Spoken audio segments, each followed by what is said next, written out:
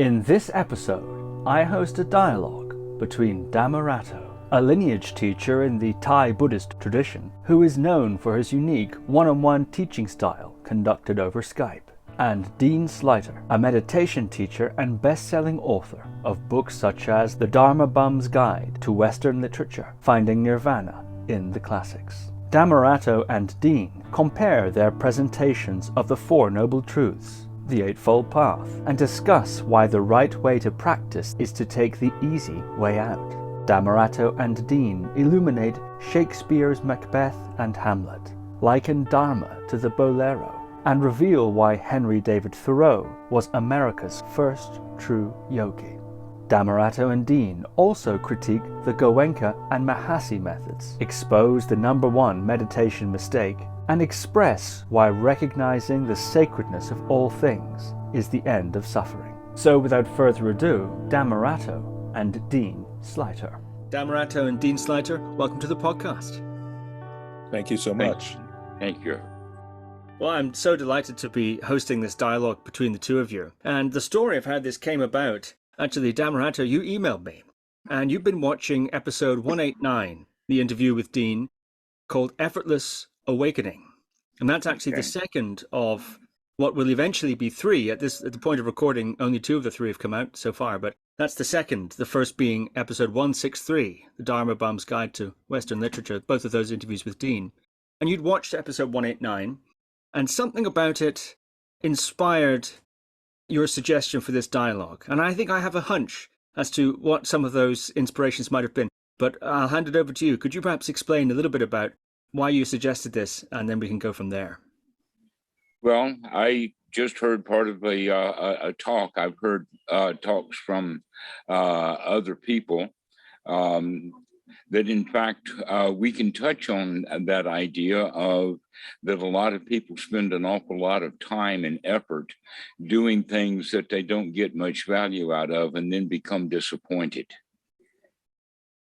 as opposed to practicing correctly, getting immediate benefit out of it, saying, hot dog, I like this, and then they get really into it. And so there's some basic issues that way, and that for some reason in Western Buddhism, we have gone down an incomplete path, looking for the wrong kind of things and not recognizing that the Buddha's path is actually the easy way out. Okay, and that the whole quality then is to turn one's life into music, into a song, into a dance. The Pali word for that is lila. That's used in Hindi also, that the whole world is a dance. Why don't we just dance along with it rather than trying to fix it, thinking that it's broken? And so when we understand that everything is just in rhythm, just in harmony, just in going around in circles and wavelengths and vibrations and whatnot like that, then that fits right into the teaching of the Buddha. He talked about samsara, the things that just happen over and over and over again. And basically all we need to do is tweak it a little bit, sort of like cleaning our clock so that it'll tick. And so that's part of the practice of anapanasati, actually, is cleaning one's clock. Go get all the dirt out of each of the gears and getting the jewels oiled and getting it set straight, checking it out according to the standards, and then let it tick. Let life go along just like that. There's not so much to it. And so I'll go ahead and stop now and let Dean have a say. Well, let me first say that I'm so pleased to be here in conversation with you, Dhammarato, and humbled because, I mean, you're a real teacher, and I think of myself on a good day as kind of, back in college where they had TAs, teaching assistants, and actually the teaching assistants, a good teaching assistant I found could be very useful. Is because Well, basically, no TAs, no Ts. There you go. Exactly. Exactly. And the TA in a way sometimes has a little more, 1 foot in the predicament of the student and 1 foot in the knowledge of the professor. And I've tried to make that role work. I watching your interviews with Steve, I was so taken with exactly what you just expressed, that spirit of, if it ain't fun, what's the point? That's, and I think that human beings have such a, their basic instinct, their basic impulse, which is to be happy, is to have fun, is to dance. Every child knows how to dance. And there's such deep wisdom in that. And then, yada, yada, yada, we get a little older, we start getting beat up by life and trying to recapture that sense of joy.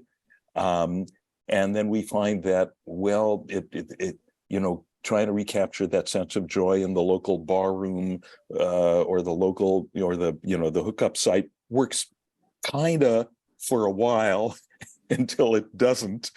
And then, if we're lucky, we get onto, there's something called the spiritual path that promises a deeper, a realer return to that joy. But then it tends to get clothed in a lot of technique and a lot of often misunderstood exotic terms from the East. And we start to see it as exotic when in fact our true nature, this true basic life, this basic joyfulness of ours is the least exotic thing in the world. It's closer to us than our most intimate thoughts.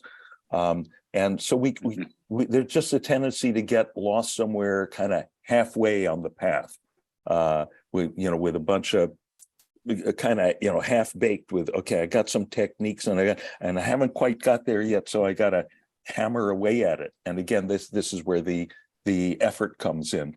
Right. For the wrong effort, in fact. If we'd put in the right effort, then there would be no problem. But yes, it's the wrong effort that they put in. And by the way, let me see if I can sum up basically what you just said in the phrase of the song of looking for love in all the wrong places. Exactly. That we spend our lives looking for that happiness, looking for that joy, and most of the wrong places is where we were told to go look for it. Right. Way back near the beginning of this path for me, I studied with Maharishi Mahesh Yogi, who was the progenitor of transcendental meditation. The way he put it one day was, he said, it's as if, we're like a thirsty man just before sunrise trying to sip all the little dewdrops off the blades of grass before the sun comes up and evaporates them all. And then finally, one day, someone helps us turn around and we see there's this huge, beautiful reservoir of water that's been right behind us all along. Yes. Henry David Thoreau had that same kind of point, calling it men lead lives of quiet desperation. So here we are desperately trying to get one little drop at a time, basically through a kind of a mental soda straw. Yes. And go ahead. No, please, you go ahead. Well, back in the 1980s, they had bumper stickers that said, life sucks, and then you die. Have you ever seen such? Okay. Yes. Or life is shit, and then you die. But in the sense of sucking, yes, life does suck. And we're the ones who's doing it on that soda straw that we're talking about.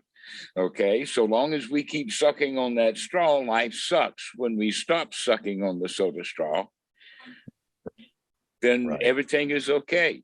Yep. That in fact, a lot of the teaching of the Buddha is basically just recognize what you're doing when you're sucking on things and just stop. Yep. That's Yep. easy. Just stop doing it.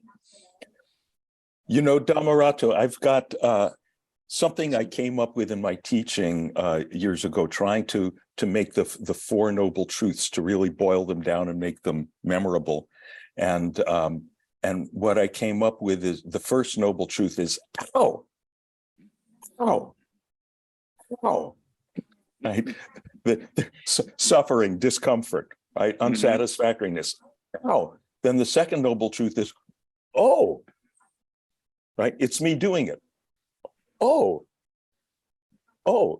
And then the third noble truth is, having put the first and the second together, we go, ah. There's the great relief of the discovery that if it's me doing it, I can stop doing it, right? Now, that should be all we need.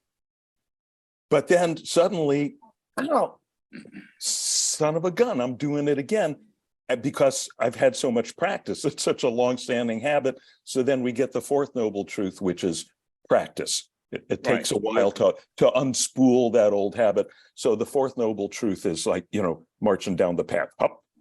So it's, ow, oh, ah, up. Okay.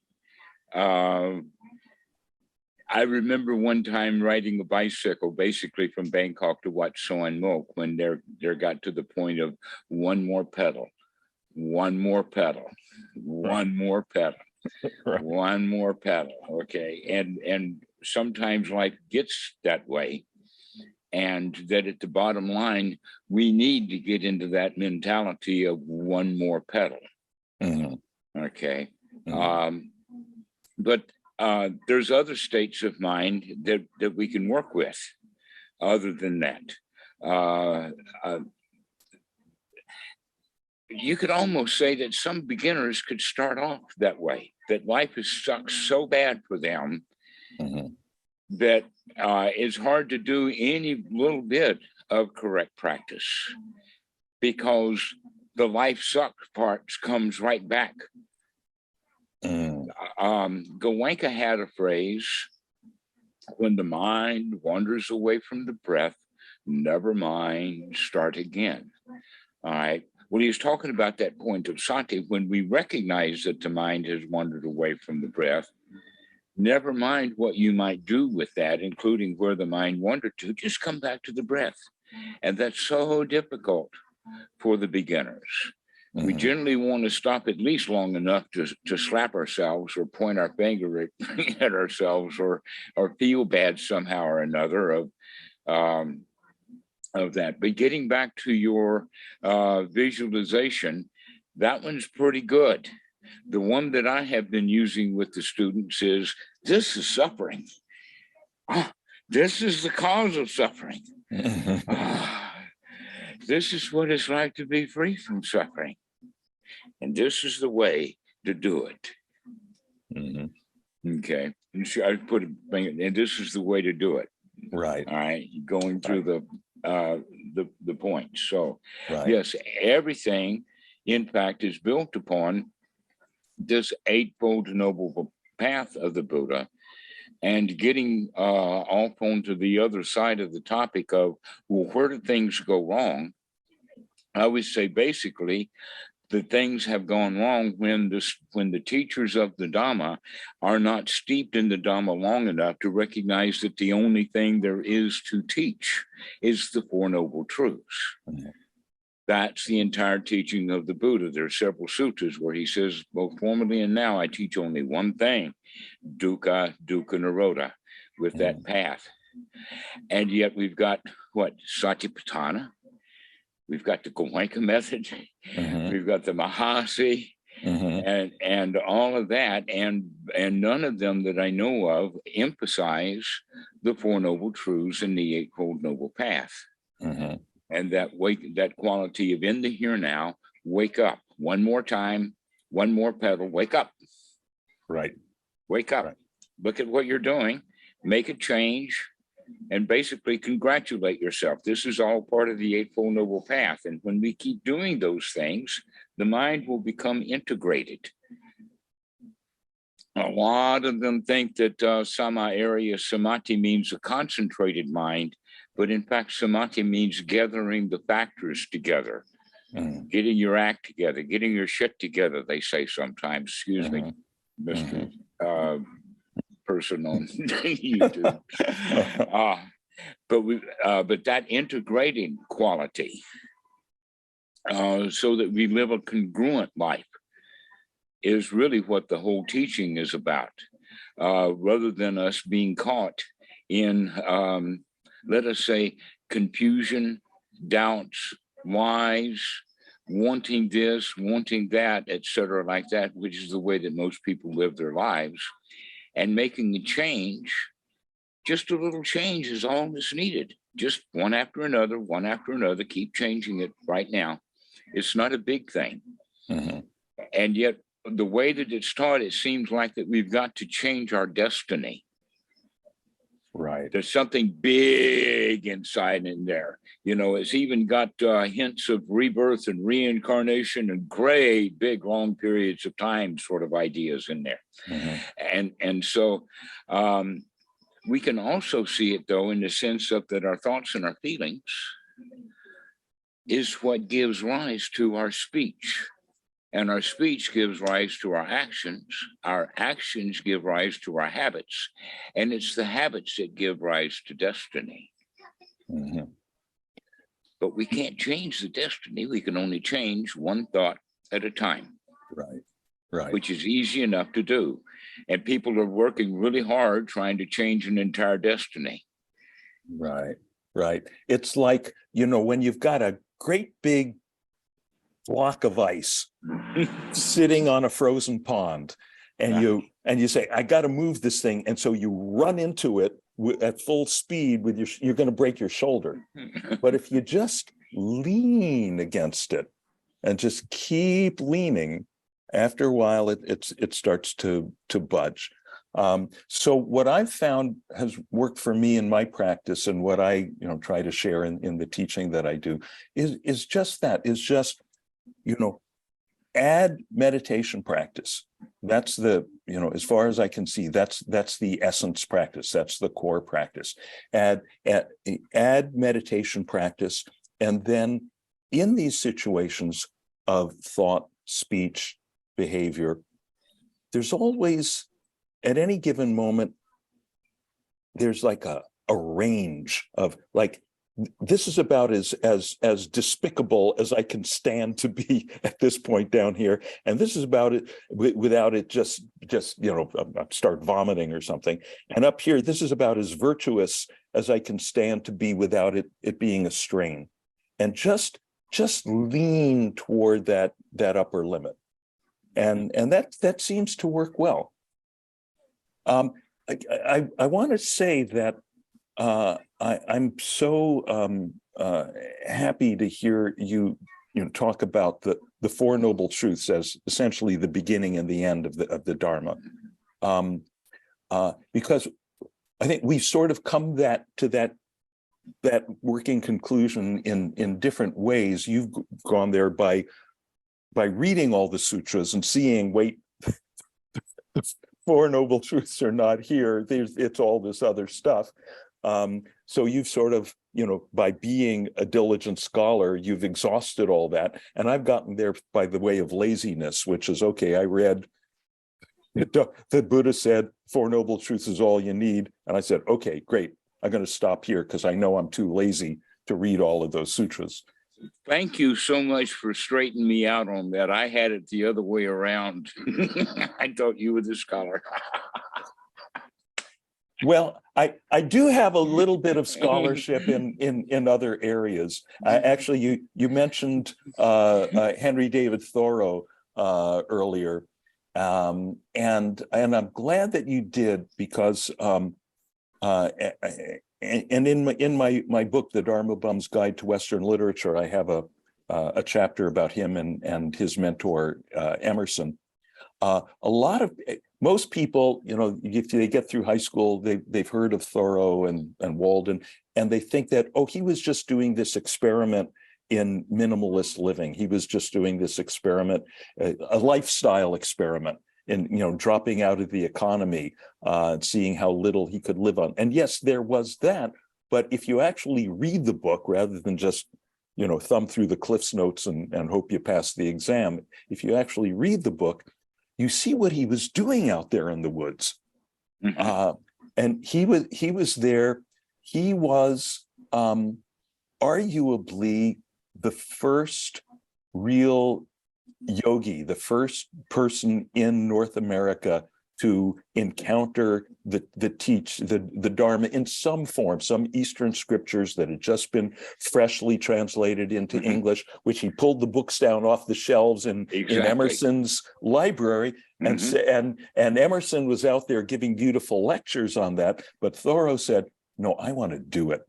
I want to do it. But now also, there's always the mix of the personal and the cosmic, the universal, right? So, in every case, if we look at the biography, we look at your life story, my life story, we'll find the places where, we got our hands slapped, we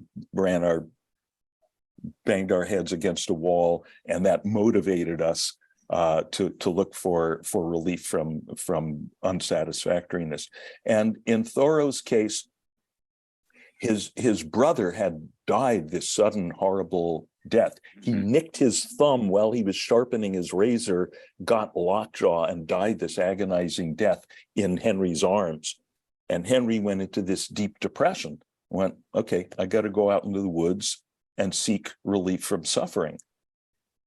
That's the classic story. That is the archetypal story of the Buddha being repeated in Thoreau's life. And so I find it fits closely.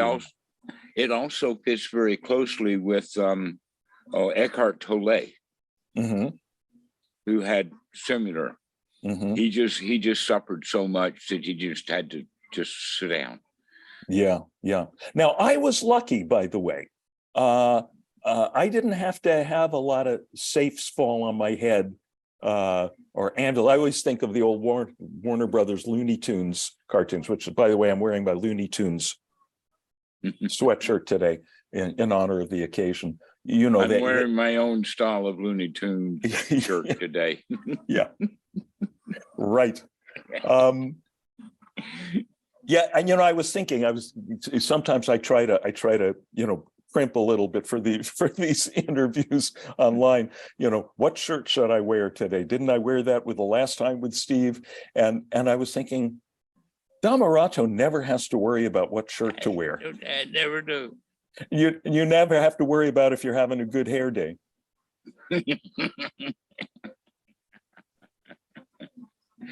Well, some things will grow on you.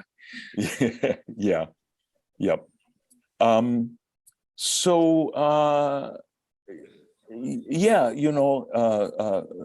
Thoreau and when you were talking before about life being this joyous dance, it made me think of another book that I spent a lot of time reading and wrote a chapter about, which is Macbeth. And after Macbeth goes through a whole lot of self-created suffering and makes a complete mess of Scotland and just corpses all over the place, he finally gets a bigger vision, a big picture vision, an incomplete big picture vision, that his ambition, I've got to be the king, I've got to get rid of everyone who stands in my way. And he gets this incomplete big picture vision, where it's just tomorrow and tomorrow and tomorrow creeps in this petty pace from day to the last syllable of recorded time, and all our yesterdays have lighted fools the way to dusty death. It's magnificent. The desperation is so magnificently expressed, but you can hear in the rhythm of that tomorrow and tomorrow, it's like this horrible march on a treadmill going nowhere. But your words earlier made me think, it's such a small adjustment to just, what is dancing? Dancing is it's like, not marching. It's not marching. It's moving the feet, but just giving up trying to get anywhere. Mm-hmm. And that's what transforms it into joyous expression. Right, because we're not trying to get anywhere. We stop marching. Yeah. We turn it from 4/4 time into 3/4 time. Yes. Just waltzing, and the waltz is the dance of love. Mm-hmm. Right, and that we're just, and then we waltz through life with each other. It's so beautiful. Yes, so that's the basic thing to change is that mental meter. Yes. Mentality that we have, to change the rhythms that we have. Yes. I talk to the students sometimes about the repetition of everything, and I use several examples. One of them is Boléro. That starts off with that drum solo that just lasts and lasts and lasts and lasts. I don't think I could play 22 minutes of it on the snare drum. I mean, that takes quite a talent. I got to cut in. I have to tell you, my father was a musician. My father was an oboe player, and in my early childhood, when we lived in New York, he used to play at Radio City, and for the Sunday matinees, they would invariably play Boléro, and they always had an audience. And this is as my father described it: old ladies sitting in the audience, rattling their bags of lunch, and loving Boléro, and as the orchestra played Boléro, the Rockettes would march in wearing angel costumes. And my father came to hate Boléro. He said that same damn theme over and over again. Well, the oboe has a star show in that. Yes. Yes, I mean, that's work for an oboe player. I mean, I know enough about oboes to know that it's work. And so we want to give him short passages. But Ravel, he just overdid it. I understand that. I can appreciate your dad began to hate that. That's very interesting. So anyway, that whole quality of allowing ourselves to get into a rhythm. Yes. Because when we are not in a rhythm, we're not in a harmony, then what we have is noise. We have random things that are hard to understand. And so part of what we practice is begin to get a rhythm in our life. With that rhythm then is where the music comes in, the harmony that we have with other people rather than the discord. And so this is where the life becomes music, but we have to get in tune. And a lot of us, we don't want to get in tune. We think that the noise that we're making is already just fine. Right.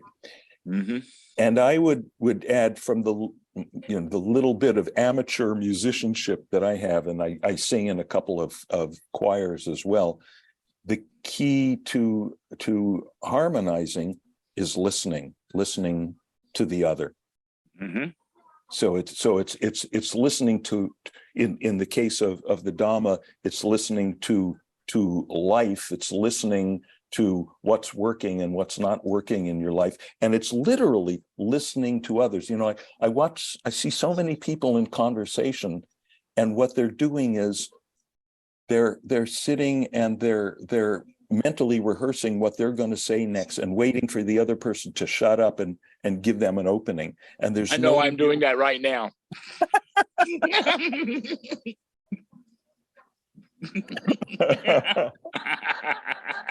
Yeah, I've done a bit of that too. It's a deep habit, isn't it?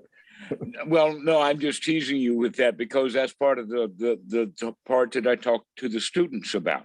That in fact, what we can say that The Buddha's real intention is for us to stop with so much of our internal dialogue, our rap sheet, Shakespeare says all the world's a stage and everyone is an actor. But Shakespeare failed to mention the fact that there we are, each one of an actor holding a script. And we are reading our script. Okay. And that the whole point then is that the Buddhist teaching is that we have to come out of that didactic dialogue, verbal thought process. Right. And start having thought processes of taking in input, sound, sight, touch, taste, get into the five senses and spend our time experiencing the way that we feel, experiencing the body, experiencing this present moment, because our only alternative to that is to get lost in thought. Which often is thoughts of the past, thoughts of the future, thoughts about places that are not here, thoughts about work that needs to be done, et cetera, like that. So basically, when the Buddha says the word tathagata, that's the one that they translate, is thus gone one. Doesn't mean much to me, but the one who is here now, that's what it actually means. To be here now means to be in our senses. So that we can hear what the rhythms and the harmonies are of the universe, and so we can get in tune and get into rhythm, get into cadence. But it's a waltz, not a march. Right. I find it interesting that the great prayer, the Maha Mantra of Judaism, is the Shema. Shema Yisrael. Adonai Eloheinu, Adonai Echad. Shema is here, O Israel. Listen up, open your ears, and when you open your ears, when you hear the song of life, what do you find out? The Lord our God, the Lord is one, right? And Adonai Eloheinu. Eloheinu is a plural. It's like all these different gods, in quote marks, all these different places in which we've looked, all the different blades of grass, all the different places where we've looked for satisfaction, all our would-be gods, it resolves into the one, echad, one. And because we want something, and that grass out there, good old whatever it is, we find not fulfilling, and therefore we're dissatisfied with it, and we fail to recognize that it's sacred. Right.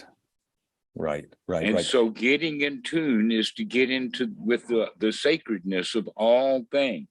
Right. Like the Dalai Lama asked the hot dog vendor when he was at the UN, and he went out on the street, and he goes to the hot dog vendor and he says, "Make me one with everything." Right. And then you know what happened next. Yes. You know what happened next? The joke is yours. Go. Okay. So then the vendor hands him the hot dog, and the Dalai Lama gives him a 20. And the vendor starts to walk away. The Dalai Lama says, "Hey, where's my change?" And the vendor says, change must come from within. But a little more seriously, I think we do have to come full circle. I mean, you're kind of saying this, but I want to make this explicit, that the recognition of everything as sacred means that all the blades of grass where we didn't find satisfaction, we were looking, as you say, looking for love in all the wrong places. Then it turns out they're all the right places. They're all the right places. There it is. It's we're looking for it in each place and not finding it. So then we have to go to no place, right? That which is beyond place and time. We have to go within. And once we find it no place, then we start to find it every place. Right. Exactly right. But it doesn't depend on any one place. It doesn't depend on any one thing anymore. That's the difference. Actually, it depends upon attitude. And attitude is another way you were talking about leaning or tendencies. Mm-hmm. And that we are born with the tendency that, in fact, I was just reading it again. I was quite surprised when a student asked me about the sutta, and I go in there, and they're the four instincts. The Buddha is talking about a very, very tender infant laying on his back, doesn't have the kind of hindrances and fetters that we have as adults, but they are tendencies, underlying tendencies that the Buddha is talking about, each one of them, which easily then translates into the Western concept of instinctual behavior. Mm-hmm. And so long as we live instinctually and live around other people who live instinctually, we're taught to live instinctively by the instinctively living parents that we have. And we never wind up growing up and being fully capable of being a full human being with all the capabilities of wisdom that a human is capable of doing. We remain kind of mentally deficient because of the attitude of being a victim. Mm-hmm. That we're looking for a God, we're looking for a helper, we're looking for a teacher, we're looking for a guru, we're looking for a medication, a drug, an LSD or something. Mm-hmm. We're just out there looking for love in all the wrong places, basically. We're just out there looking for stuff. And when we, first off, we begin to see that we're dissatisfied, that's why we're out there looking for love. That this is basically what we mean then by the seeing of the dukkha, is recognizing, that I'm dissatisfied. Mm-hmm. And I'm looking for something to come out of my dissatisfaction. Most people are there thinking that their dissatisfaction is caused by something on the outside, and so we can get something on the outside to fix us so that we feel good. Mm-hmm. My favorite is that we all need a plastic Jesus riding on the dashboard of our truck, or we're going to wreck our car, you know. That we need something on the outside. And that also keeps us filled with doubt about where we're going to find such a magical creature that cares enough about us. And the Christians, they promise one. We've got a personal relationship with a God here. And so we have a lot of people coming into Buddhism that has come out of the dissatisfaction of ain't no God here. If I talk to him, I'm nuts. But if he talks back to me, I'm psychotic.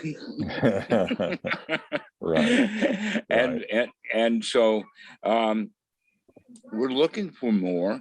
And now what we're finding from the Eastern traditions, most specifically from the Buddha, is that there is a path to come out of it, but because of Christianity and all the other magical thinking about how good we feel, we put the results way out of reach.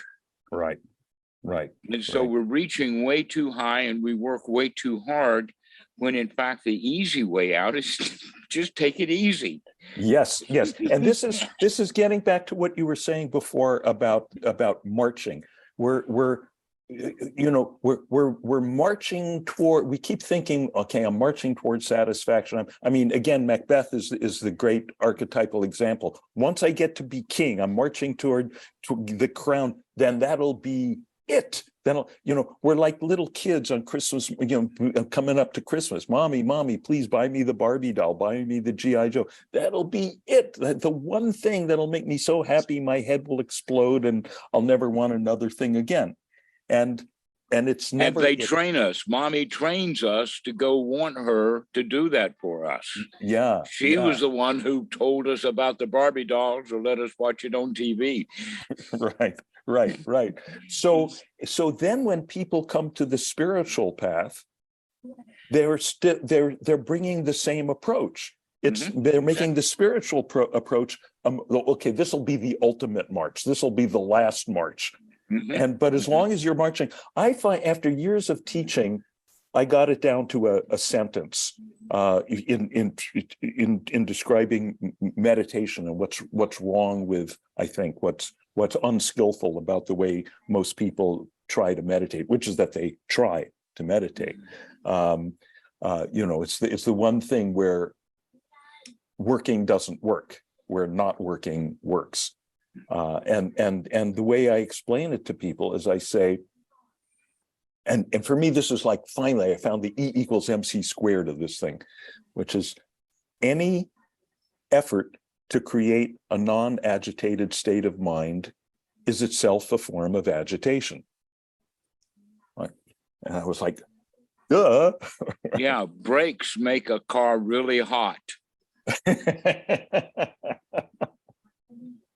There you go. That's simple. That's simple. And, if you can just kind of gently, as gently as possible, sometimes people make it hard for you to be gentle. You have to be a little more forceful. But one way or another, if you can just pull that rug of effort out from under them, and they kind of go into free fall. And, the first word in free fall is free. Then things are good. Well, if we're free, then why do we call it fall? Because the fall brings in the feeling of danger, falls and crashes. So, maybe we can just be free. Yeah, but it's not the fall. It's not the falling that gets you. It's the landing. Landing, right? Falling is bliss. Falling is flying. And the great discovery in meditation is there is no landing. There's nothing solid in there to crash. Ultimately, nothing solid out here to crash into. We do. We crash right into the next moment. Yeah. Right. Or we can waltz right into the next moment, our right. choice. Right. And then each moment becomes an opportunity to, as you said before, to tighten up and create suffering, or relax and dance and be happy. Well, one of the analogies that we can talk about would be that a truck, that if a truck is going high speed, then anytime it hits something, there's going to be a lot of damage. You're going to break into a brick wall or whatever like that, damage to the truck. But if the truck is only running at 1 mile an hour, when it runs into the wall, nothing much happens, okay? Yep. So basically what we can do is stop running so hard and let things just sort of settle down. But in fact, we don't have to put the brakes on per se.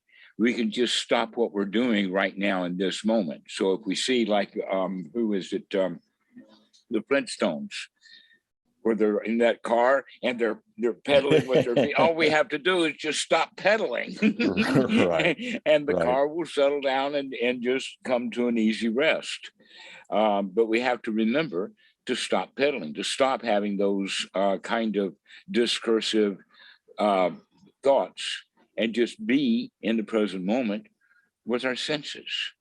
Yeah. So here, further with the truck, imagine that you're out on the highway, standing in the middle of the road, and you see a great big lorry or a big truck just bearing down on you. In fact, it's even blowing his horn. Now, the average Mahasi meditator will be like Popeye, and the Vajrayanas are going to do their thing. Now, what is that? They're going to be terrified that truck is coming, but they won't get out of the road. They'll just hit with it. They call that choiceless awareness. I'm going to choicely get run over. But the Mahasi, they're like Popeye. They're going to eat some mental spinach, and they're going to stand there and let that truck run right over them with their big fist. Okay. But the actual Buddhist way is when we see that big truck coming down the road, just step out of the way. Yeah. That's the easy way out. Take the easy way out. Just step out of the way. Let those thoughts just, yeah, I've seen that before. Yep. Or as the way that the Buddha says, aha, I see you, Myra, and just step out of the way and let it go. I actually, for some years when I was younger, I studied the martial art of Aikido, and that's what Aikido is all about. And is when the other guy's coming toward you, it's like, oh, you want to rush toward me with all that energy? God bless. Let me help you along, and you just help him go flying or rolling across the room as you step out of the way. Yes, so this is mental jujitsu or mental Aikido. Aikido. Mm-hmm. Well, they're basically the same thing. They're getting out of the way. Yep. And letting people, or in this case, unwholesome thoughts, just sort of fall down. Maybe part of the reason that getting out of the way appeals to me is that as a kid in school, I was the kid on the playground that used to get beat up a lot because I was kind of scrawny and physically I was not assertive. And once one kid figures out he can beat you up and you're not going to fight back, then you're screwed. Then everybody beats you up. So I knew I was never going to be, robust and courageous enough to beat other people up. But in fact, and I was terrible at sports. The one sport that I was good at, the one game I was good at was dodgeball. Not throwing the ball at other people, dodging out of the way. I was great at that. So maybe there was an early inclination toward this. In fact, I wanted to ask you. That's right.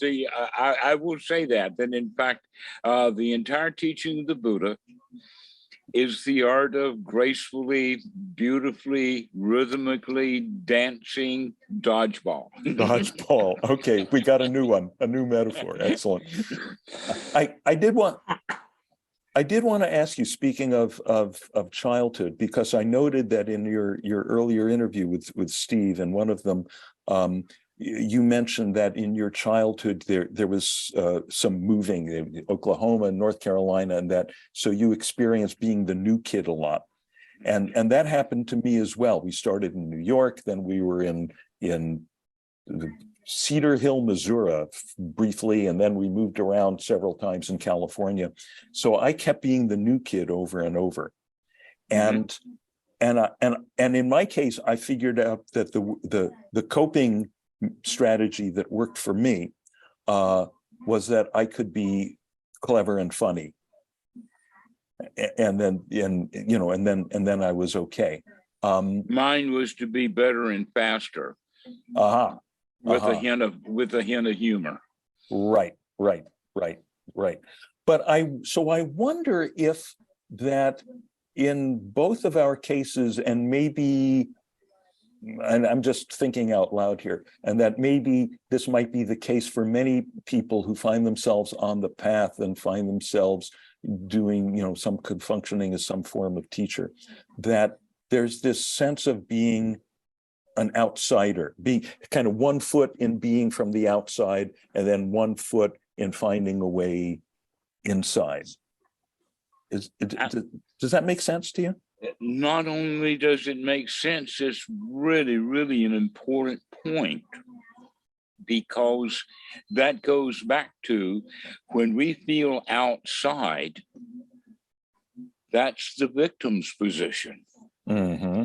And when we feel like that we're on the inside, we feel well loved, we're the teacher's pet. All of our aunts and uncles love us, that the other kids clap for us, that kind of thing. Mm-hmm. Most of that, by the way, is mental sucking on a straw. Right. But I'm giving the idea. And that's basically why so few, if no one at all, feels like an insider. We all feel like outsiders. That in fact, when I was studying psychology, this is kind of an interesting thing that happened.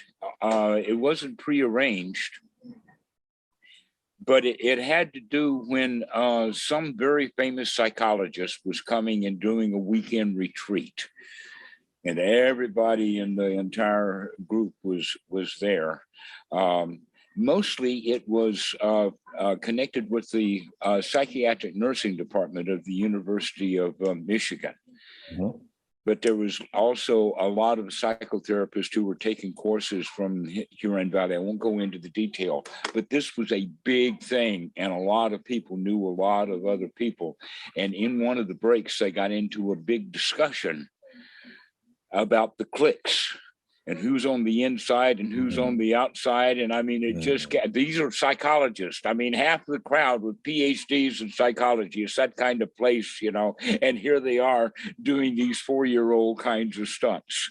And one of the psychologists, my trainer, in fact, he says, well, let's do it. Everybody take out a piece of paper and write down 5 people that you consider on the inside. And everybody passed that, you know, they wrote the names down, put it up, and for the rest of the break, they were doing the tallying. It was a game changer for me to find out that I was on the list of being an insider. It just didn't make sense. And Did everyone think that everyone else was on the inside and they were on the outside? Everybody. That was what Mike's point was, is that no one considered themselves an insider. Everybody considered themselves an outsider, and nobody put themselves on their list. No one voted for themselves. That's hilarious. You know, it reminds me of something I read a couple of years ago. Some polling outfit asked people about this idea of middle class and how much money it takes to be considered rich and how much it takes to be considered poor. Turns out everyone thinks they're middle class and that the people above them are rich and the people below them are poor. Right. Well, the brain is built that way. Yeah. It's not built to do mathematics. It's built based upon feelings, right? Of who's up, who's down. That's right. All. That's where all of the feelings come from the fact that this is instinctual. Right. That food that tastes bad, we shouldn't eat it. It must be poison. If we taste something and we like it, then we can go ahead and eat it. It's nourishing, and that's how we got every religion. And our entire society. We think that morality comes from what's actually good and what's actually bad. The reality is that morality comes from what we like.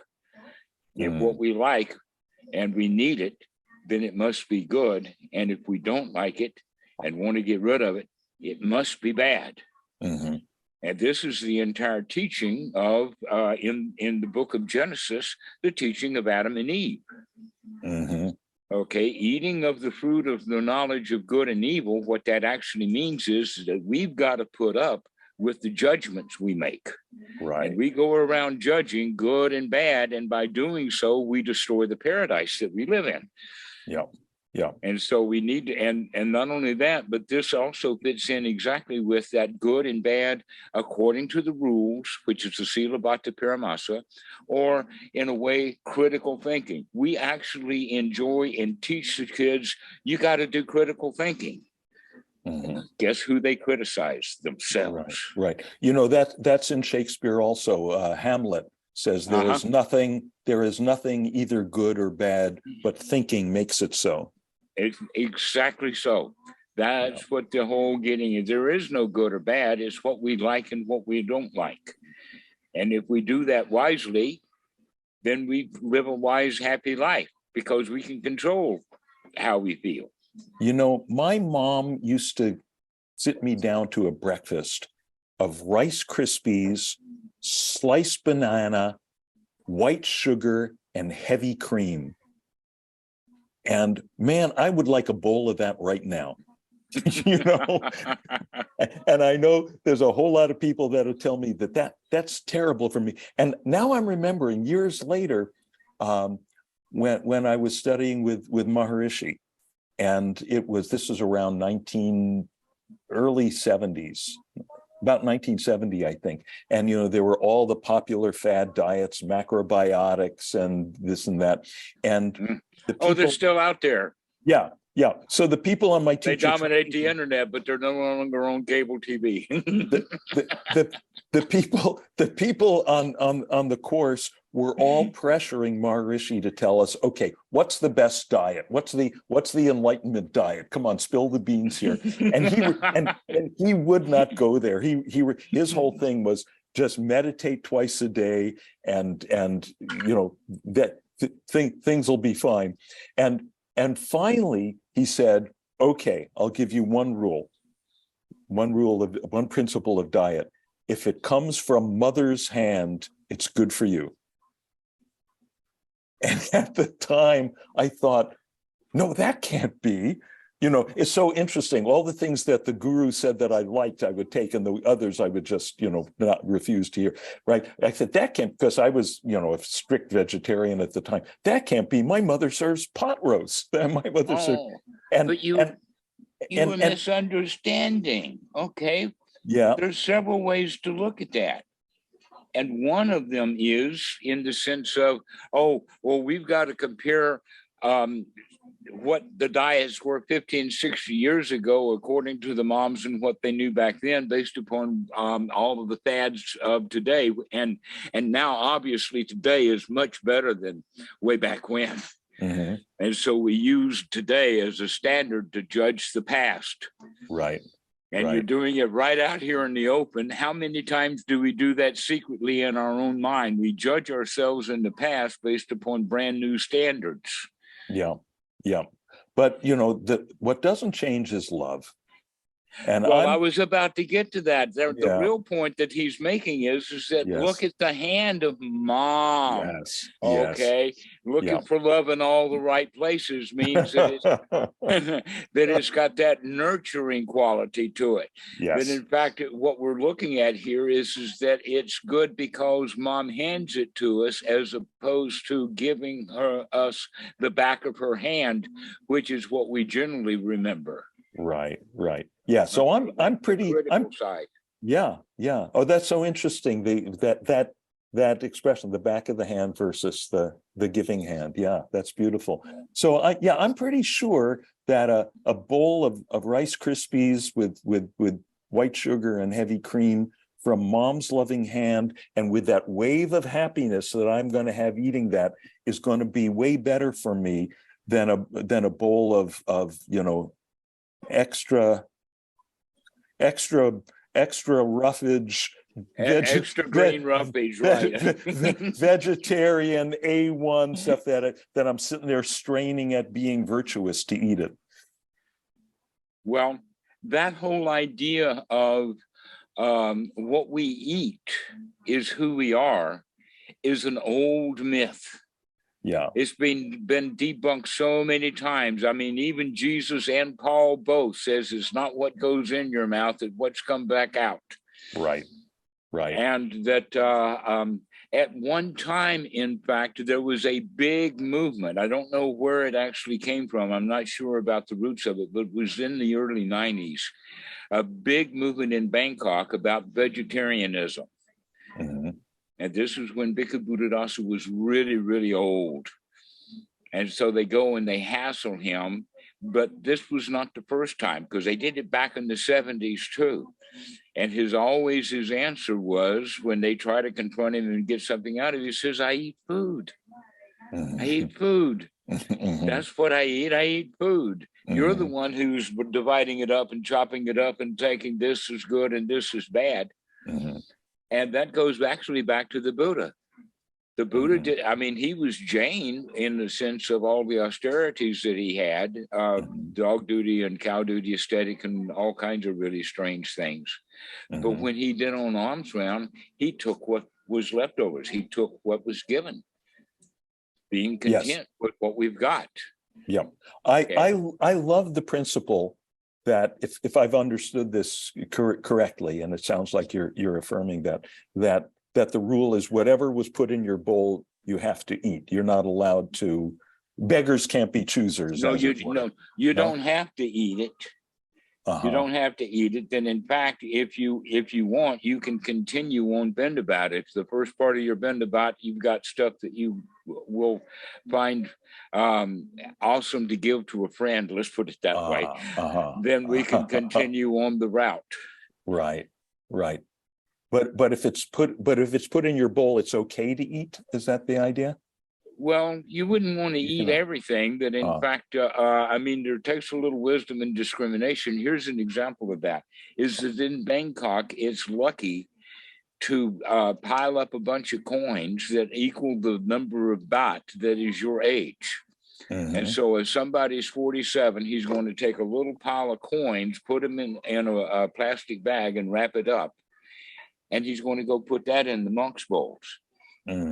And he's going to, we use 47, that's the example. And so he's going to have 47 packages of these. He's got to go to a temple where there's going to be a lot of monks so that he can give 47 different monks a package that's got 47 baht in it.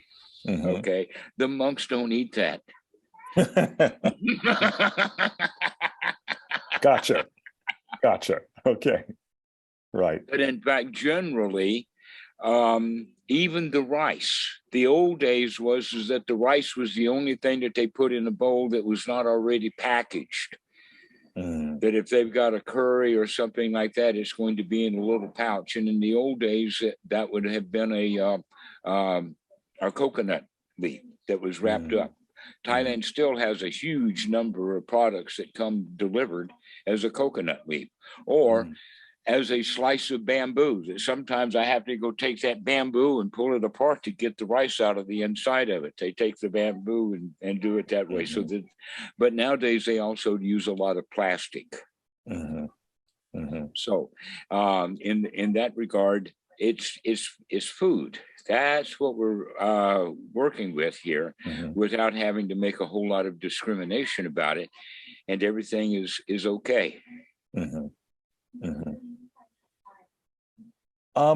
I'd like to get back. I just one more time on this idea of being outsiders.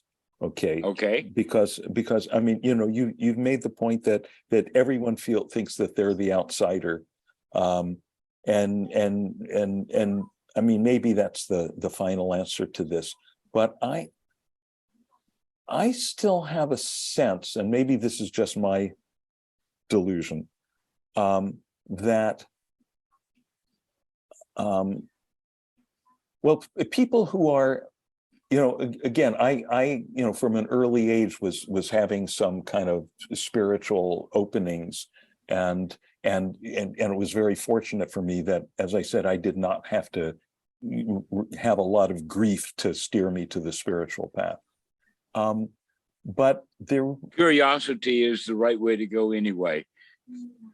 Thank you. Yeah. So, but it did give me a feeling of kind of, well, I'm here among the earthlings, and I'm pretty good at speaking the language of the earthlings, but I'm sort of a visitor from another place. Do you know the movie Elf? Yes. That film, that's a wonderful film. The whole business of being from the North Pole, being from the land of Santa, and finding yourself in New York. I mean, that's sort of the feeling to me. Okay. Well, part of this that was so magical is the fact that he was a bumbling idiot in the North Pole, and then he was a real bumbling idiot when he got to New York. Right.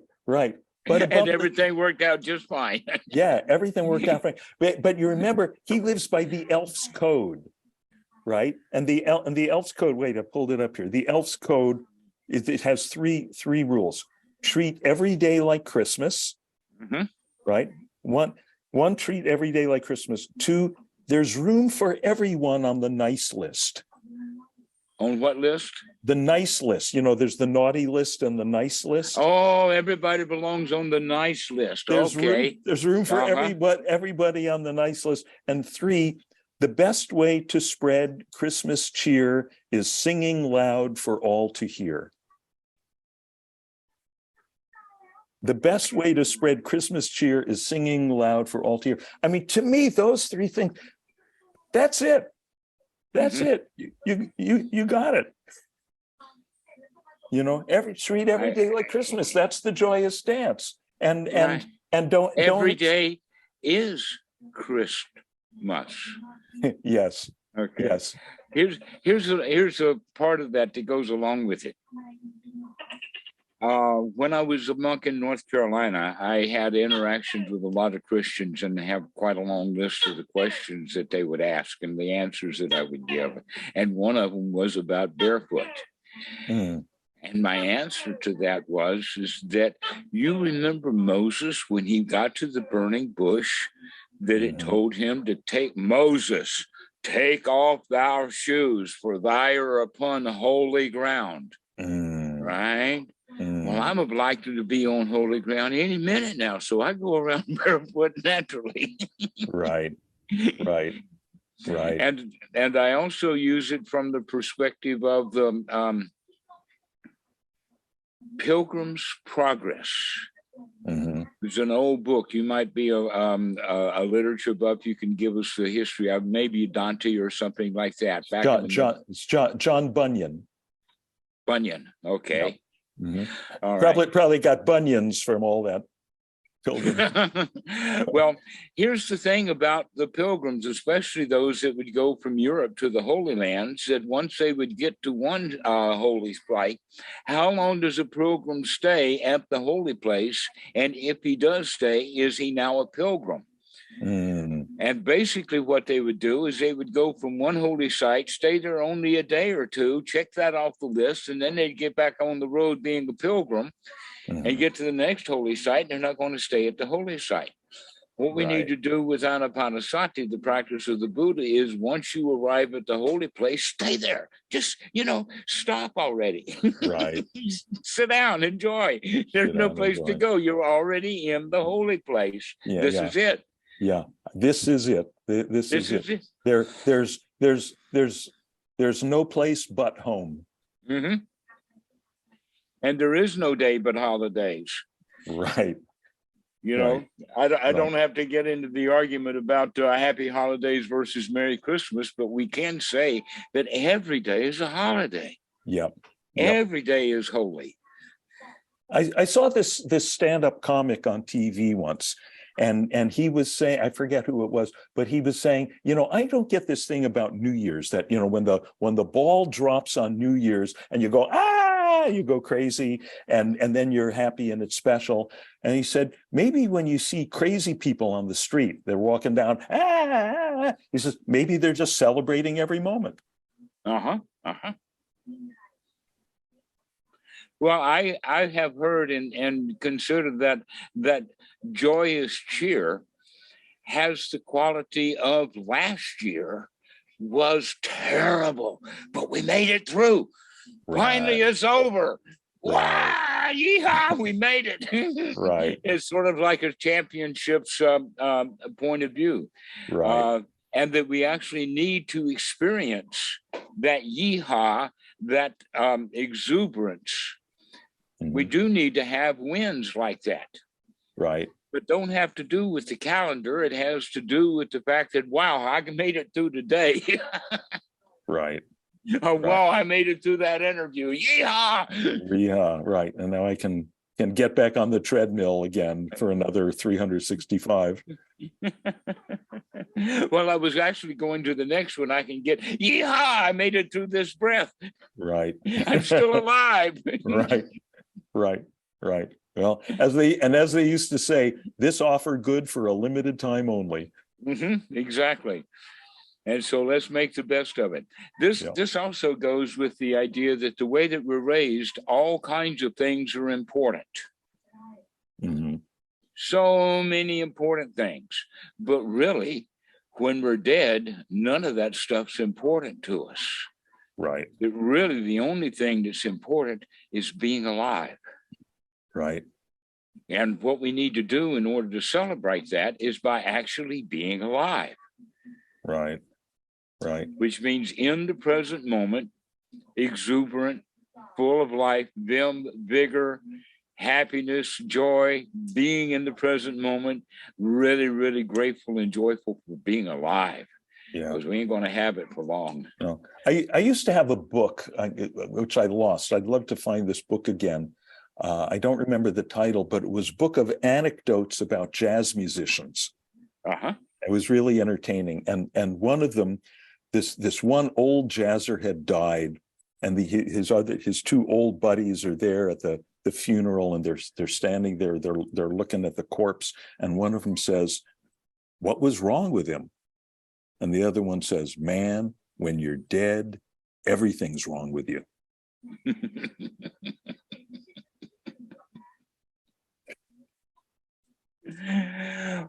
Well, that's a perspective, but in fact, the other way of looking at it is that when you're dead, nothing can go wrong. After Right. you're dead, what can go wrong? No Nothing. problems.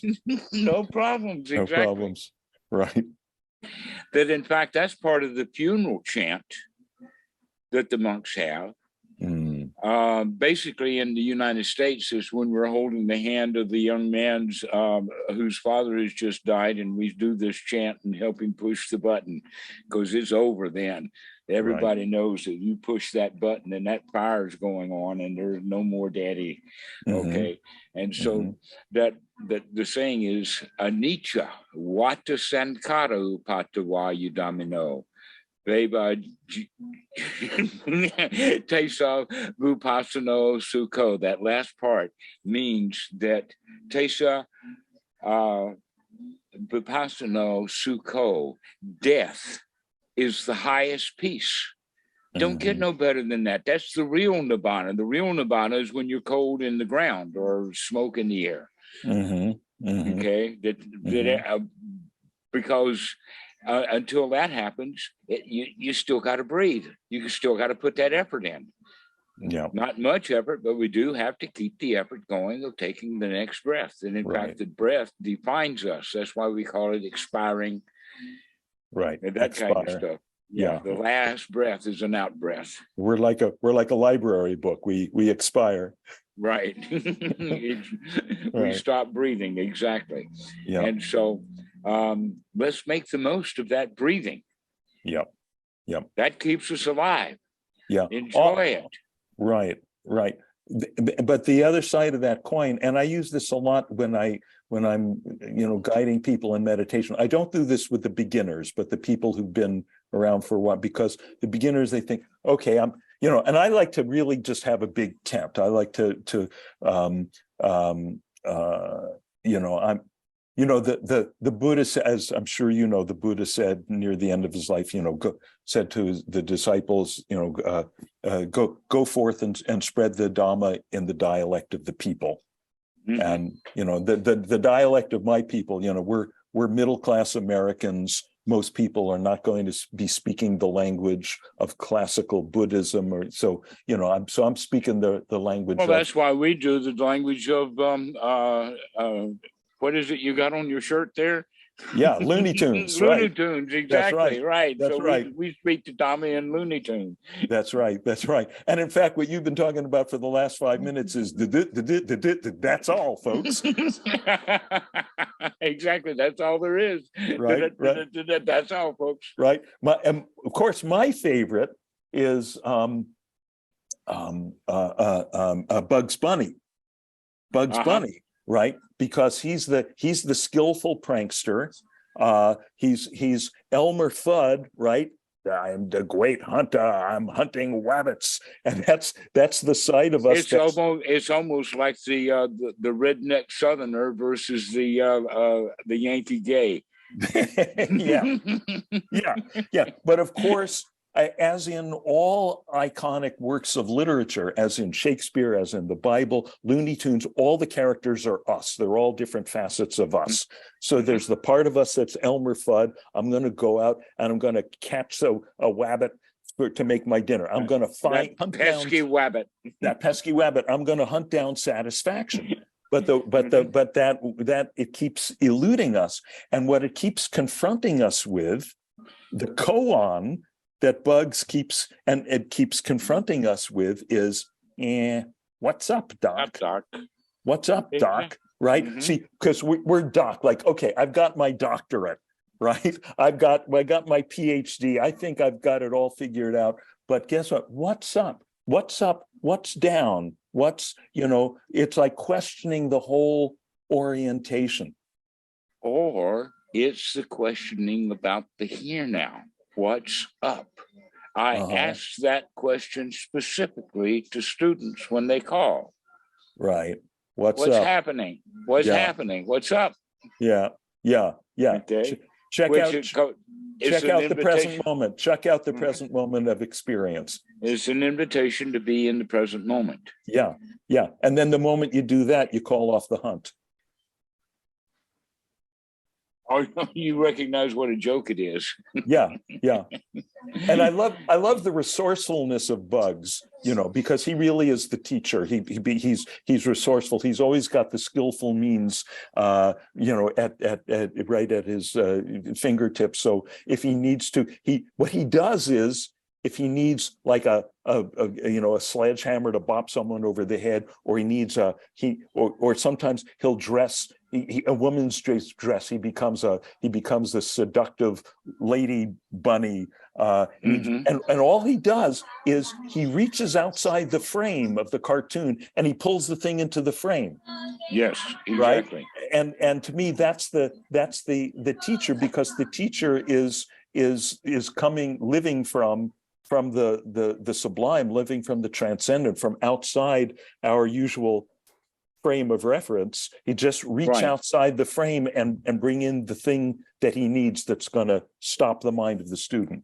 Exactly. And that actually then gives the context for the cartoon. There's one more point about that, and that is that Bugs Bunny makes fun of Elmer Fudd. He does not make friends with him. If they did, there would be no more cartoons, or there would be 5 minutes of Bugs and Elmer sitting under a tree. Right. All right. So that the whole point then is that we have to keep that competition thing going, but Bugs is really, really excellent at that. Right. He's a competitor.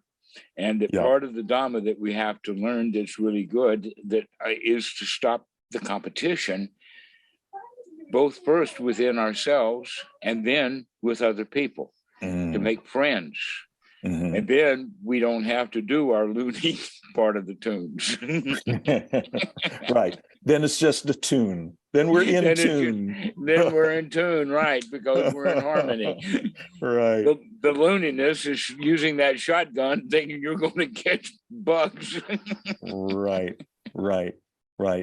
I think the greatest a Dhamma oriented of all the Looney Tunes is one. I wonder if you've seen this. It's called Duck Amuck. Duck Amuck, and the only character in it is Daffy Duck, and he starts off. He's in costume as a musketeer. He's got the plume and the sword, and behind him is the castle, and there's heroic music playing behind him, and he's saying, "Stay with me, musketeers, we will rescue the fair maiden," or whatever it is. And no one follows him. There's no other character that emerges, but the background changes. I think suddenly it's like a race, like an eraser erases the castle, and suddenly he's in a farm country, and he realizes, oh my gosh, I'm in a different cartoon. So he runs out of the frame, runs back now in a straw hat, and overhauls, and he's chewing on a piece of straw, singing, "Daffy Duck, he had a farm, E-I-E-I-O," and things keep changing on him, right? And he's getting more and more desperate, right? I keep thinking I know what's going on, but everything keeps changing, and then it gets more and more crazy, where even he changes. At one point, his whole body is erased, and replaced with a crazy like psychedelic body.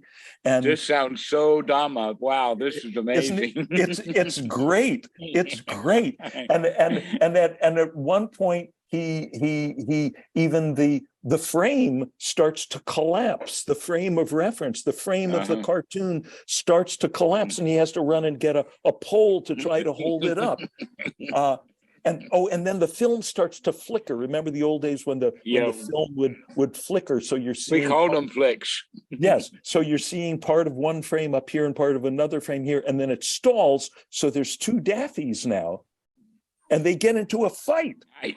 They start. You're right. It's like like every Dhamma student when they're trying to meditate, they're fighting with themselves. Exactly. Right? Exactly. And finally, he gets so frustrated. He says, that's it. This is the last straw. I demand to know who's in charge here. Right? Okay. Who's in charge here?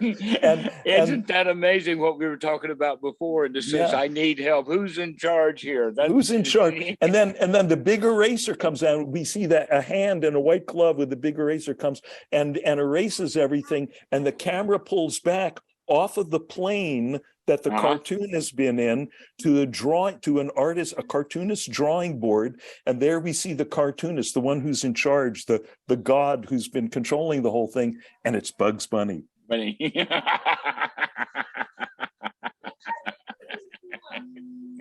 That cartoon is actually in the Library of Congress. It was deemed, socially, culturally significant. So they're on the right track. Mm-hmm. And you can see all of the Dhamma that goes in there, that we do feel lost. That things are changing on us. Yes. We wind up fighting with ourselves. Yes. And then we wind up asking for help. Yes. Because we feel out of control. Yes. And the answer basically is that no, it was Daffy doing it all along anyway. Yeah. Yeah. You were doing it to yourself. Right. And if you got to find someone in charge, if you have to find someone in charge, Bugs is a pretty good choice, because he's always gonna remind you, just look at what's up, Doc. Yeah, what's up? This is it. This is it. Well, this has been such a fabulous conversation. Thank you both very much. Wow. Dean, I've really enjoyed talking to you. This has been great. It sounds like this is a good time to finish. I think so. I don't think we can improve on Looney Tunes. So yes, thank you, Steve, for this opportunity. It's been, and I love the fact that we're able to sit with Steve, you in the UK, and me here in Connecticut, and Dhammarato in Thailand, and through this miracle, this crazy miracle of technology that we're able to converse on whatever plane this conversation has been happening.